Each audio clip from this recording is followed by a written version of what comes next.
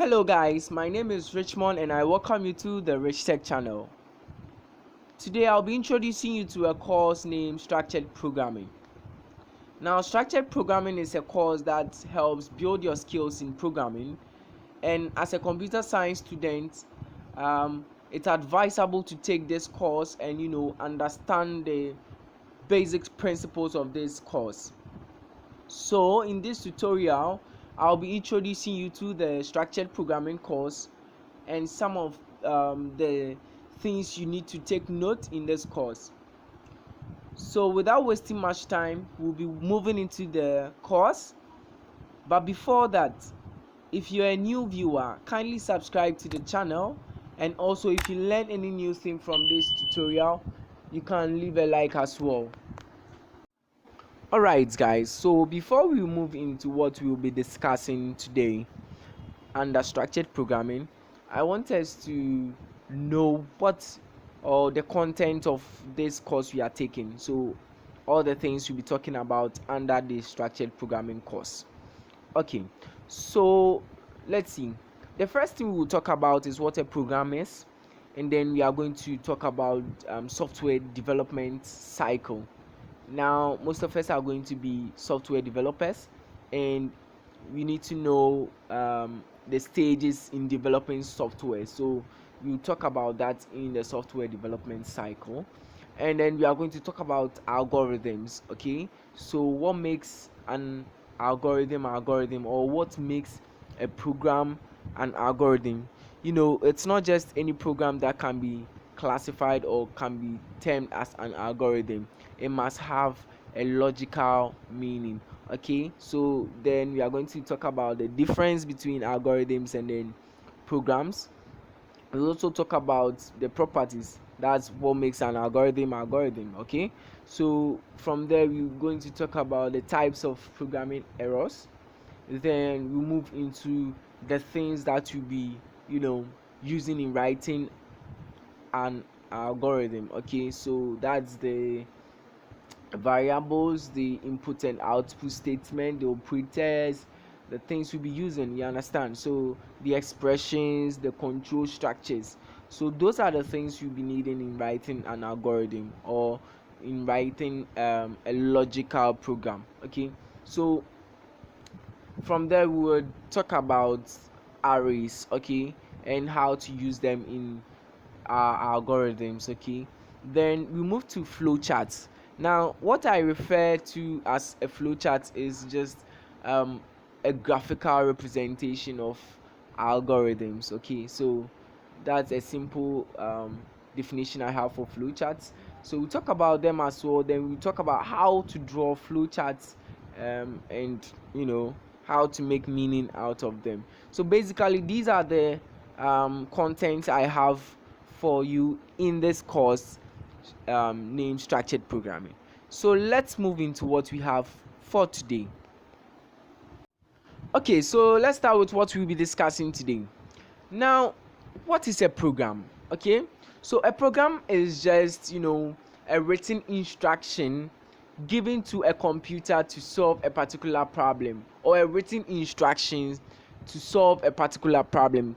That is a simple meaning of a program. Okay, so the act of writing a program is what we term as programming. So the act of writing instructions for solving a problem, okay, is what we term as programming. And the person that writes a program is a programmer. I hope you all know that.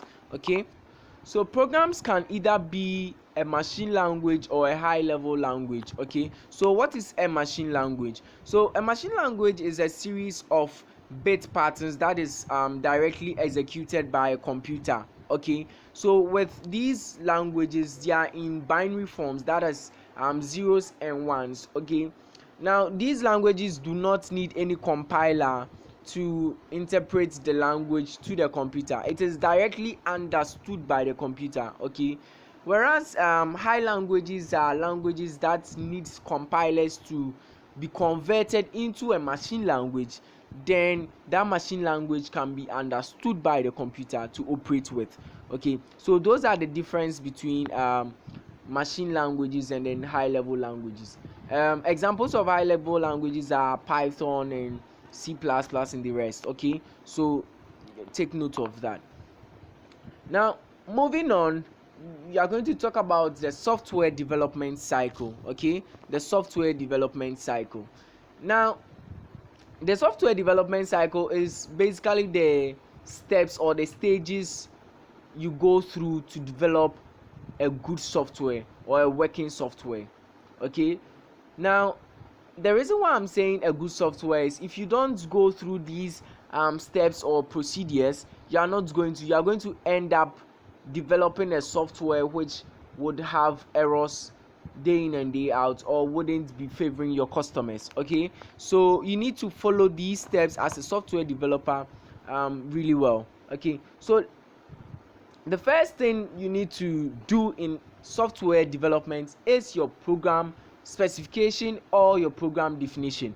Okay, so here you are going to define the things that are going to go into your program, like the rough sketch of the whole program. Okay, so here you are going to talk about the program objective.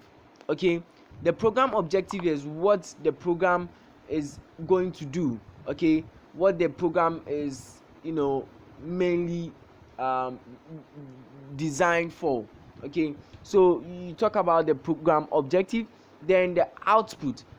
So the next thing is the program output, which is what is required of your program, the results expected to be generated or produced from your program. So that is the output. Then we move to the program input or the input data. Now these are the things that mostly the users are going to input for the program to process into the output. Okay, so those are the raw facts your program is going to need.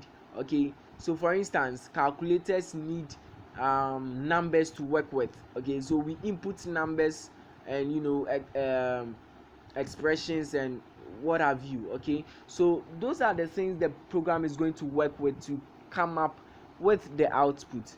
So that's the program input or the input data. So the next stage is the processing. Now the processing is the instructions you are going to give to your program. Basically, I call it the background work of your program. So here the program is going to work with the instructions given to it by yourself and come up with the output. Okay, so that is the processing stage. Then after these steps, you just do a documentation which involves all the things I made mention of earlier on. So the next step we are going to talk about after the program definition is the software development. So after knowing what your program is going to be about, you have to move into the development. Okay, so we have all the things the program is going to do pen down. Now how are we going to develop it? Now let's see what goes into the software development.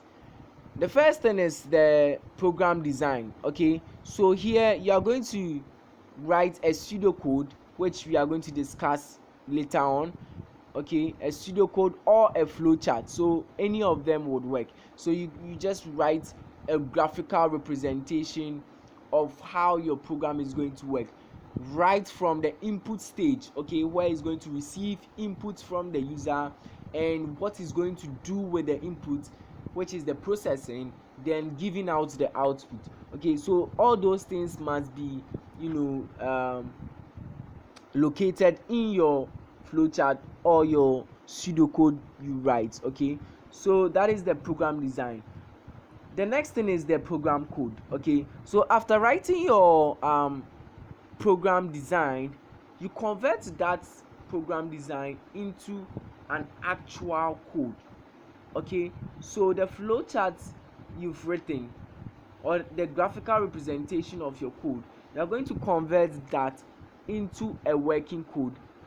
Okay, using an actual programming language, for instance C++ or Python or Java, what programming language you are going to use, depending on the type of software you are developing. Okay, so from there you also do a documentation on that. Then the next step is the program validation. Now this step needs to be checked really well. Okay, so you have to take note of this step very well. Okay, so here you are going to do program testing, where you are going to give your program your own inputs and see if the output your program is going to give is the required output or the output expected of your program. If not, then you have to do debugging, where you are going to check for errors in your code and then fix them. Okay, so from there you do your validation documentation as well.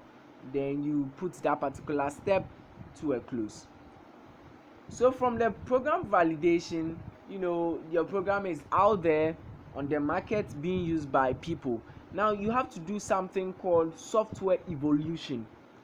Now in the software evolution, you are going to do what we call maintenance, where you are going to release updates of your program, based on your customers' reviews. Okay, so we are going to take WhatsApp as an example. We know in the past WhatsApp wasn't having a feature called view once in their media, where you send a video or a picture to someone, allowing the person to view it only once. It wasn't having that in its features, but recently it has been added. Okay, so this is an update WhatsApp or the software developers of WhatsApp have done in their software. So that's a great evolution in their software. So this was based on their customers' review. So most of the times we don't want people to view or to save the videos and pictures we send to them. We want them to just view them once and go their way. Okay, so with that evolution, it really came to help. Okay, so if you build a software or if you develop a program, you should also think about software evolution, where you find updates, things you need to do to make your software better. Okay, not necessarily fixing bugs, but then sometimes you need to make changes to your software to fit the users. Okay, so those are the things under software development cycles you need to know. Okay, so a brief recap on all the things we've learned. Okay, so today we've discussed what a program is. There are instructions written by a programmer, and a programmer is someone who writes a program. Okay, and the act of writing these instructions is what we term as programming. Okay, so from there we moved into software development cycle, where we said the first thing you need to know, or the first thing you need to do in developing your software is defining your software, what your software is going to be about. Okay, the inputs is going to receive, and then how it's going to process those inputs to get a meaningful output. Okay, so those are the software definition. Then from the software definition we move to the software development, where we spoke about the program design, writing it in the flowchart, a graphical representation of the software.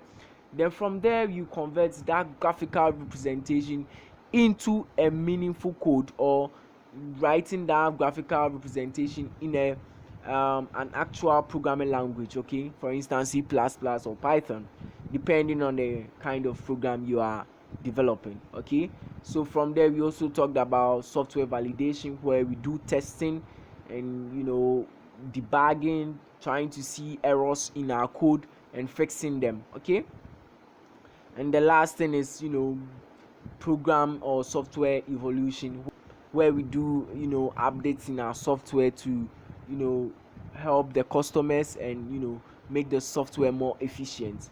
So we are closing curtains on today's tutorial, and I hope you learned something and then you've added onto your knowledge as a computer scientist, software engineer.